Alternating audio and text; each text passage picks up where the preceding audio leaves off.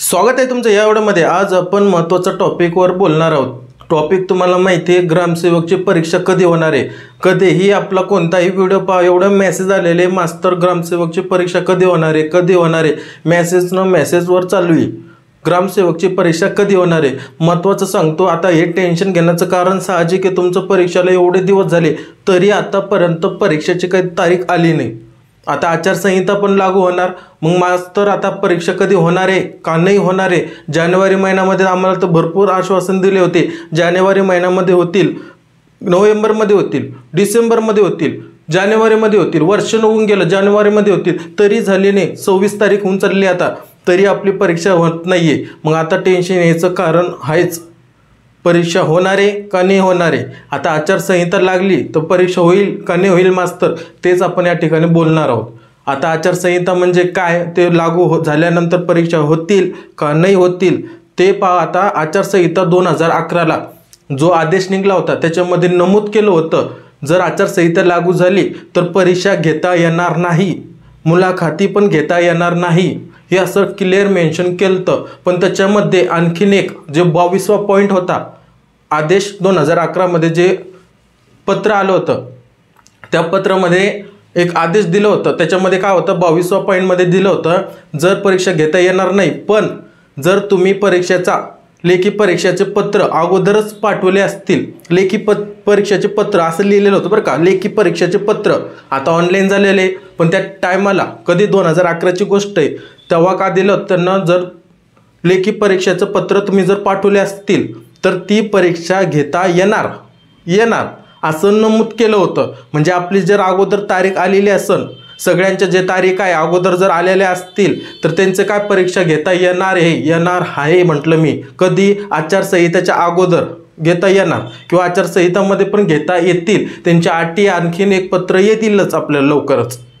म्हणजे तुम्हाला काय करणं आहे, परीक्षेच्या उद्दिष्टानं तयार राहणं आहे। आणखीन महत्त्वाचं ग्रामसेवकच्या व्यतिरिक्त सांगतो तुम्हाला, महाराष्ट्र लोकसेवामार्फत जी सेवा भरती होते, ठीक आहे, महाराष्ट्र लोकसेवा आयोगामार्फत जी सेवा भरती होते त्याच्यासाठी ही अट लागू राहणार नाही असं क्लिअर मेन्शन केलं होतं आदेश 2011च्या याच्यामध्ये।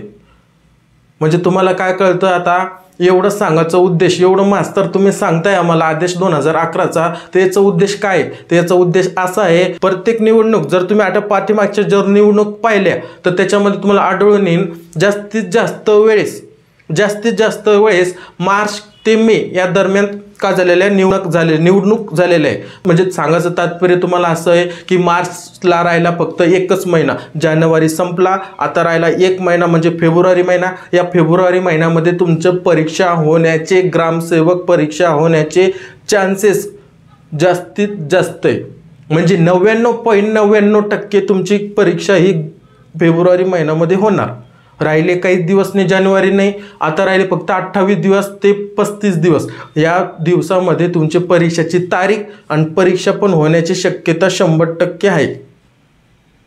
नाही झाली परीक्षा तर तारीख तर 100% पुढच्या महिन्यामध्ये येईल।